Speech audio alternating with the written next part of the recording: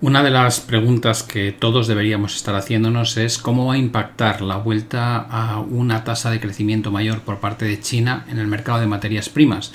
teniendo en cuenta que China es el mayor importador de commodities del mundo. Si miramos simplemente algunos datos que ofrece Bloomberg,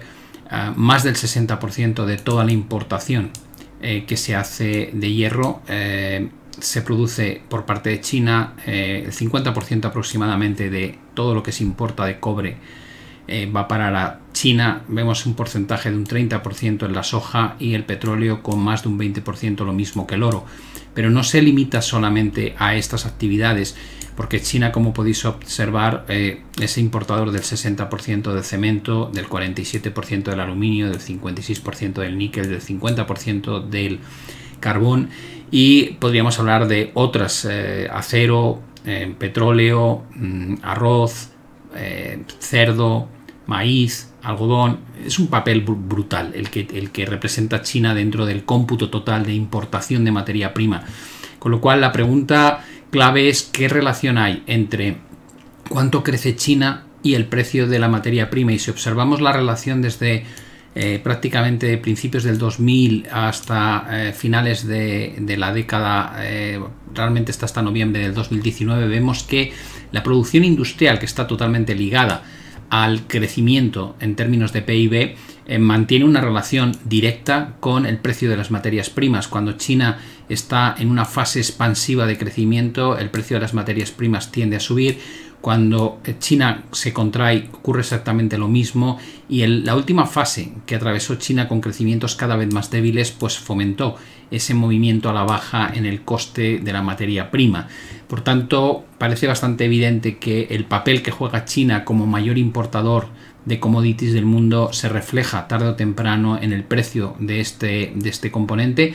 Y a día de hoy la expectativa es que China va a volver a tasas de crecimiento del 5%. ¿Qué quiere eso decir? Que vamos a alejarnos de lo que hemos tenido en este último año de crecimientos del 3 para subir 2 puntos más en tasa de PIB interanual. Y todo esto pues se enlaza con China, que a pesar de un menor crecimiento sigue siendo uno de los mayores importadores de petróleo, como podéis ver, además de otras materias primas que pesan mucho. Y cuando analizamos lo que está pasando en términos de un índice muy conocido como es el índice de Thomson Reuters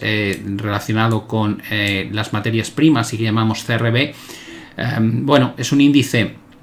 que tiene un peso muy grande en energía, 33% solamente el petróleo, 6% es gas natural. Por tanto el bloque energético representa casi el 40%, pero luego tenemos las materias primas softs que llamamos y los granos, que también tienen un peso muy grande con un 34%, y a partir de ahí pues tendríamos metales preciosos un 7%, metales industriales un 13% y lo que es alimento vivo, ¿no? En torno a otro 7%. Este índice, como veis, ha experimentado una explosión alcista enorme durante el año 2021 y ahora llevamos un tiempo en una fase correctiva, y le llamo fase correctiva porque venimos de romper la gran estructura bajista que dominó el mercado desde la gran crisis financiera del año 2008 y no hay ninguna formación de vuelta. Eso nos hace pensar que esto es meramente correctivo, y en la zona habitual donde solemos ver esas correcciones que frenan y empiezan otra vez con el impulso alcista es el 38 o 50% de Fibonacci de todo el proceso impulsivo previo. Esto nos llevaría a que todavía puede quedar algo de retroceso. También lo indica el estocástico, está en una situación de venta, lo cual quiere decir que el proceso correctivo todavía está vivo, pero habrá que estar muy atento a lo que pueda ocurrir con esta señal si se invierte y se da la vuelta hacia arriba, y sobre todo si ocurre en un entorno en el que las materias primas han encontrado ya una zona de soporte importante. A partir de ahí se podría retomar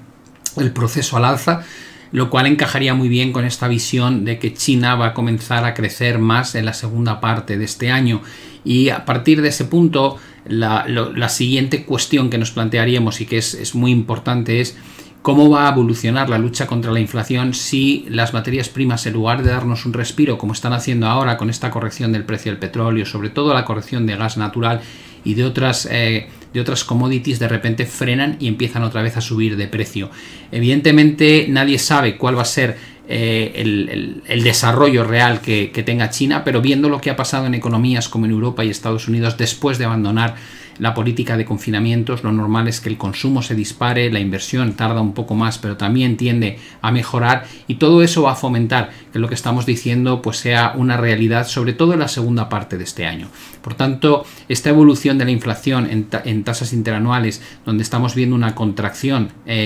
sucesiva, especialmente en Estados Unidos más que en Europa, es probable que se prolongue a lo largo de la primera parte del año, pero la gran pregunta es si de cara a la segunda parte, el segundo semestre de 2023, vamos a seguir contando con ese apoyo, y de no ocurrir, ¿qué va a pasar con la política monetaria? ¿Hasta qué punto ese convencimiento de que los bancos centrales estarán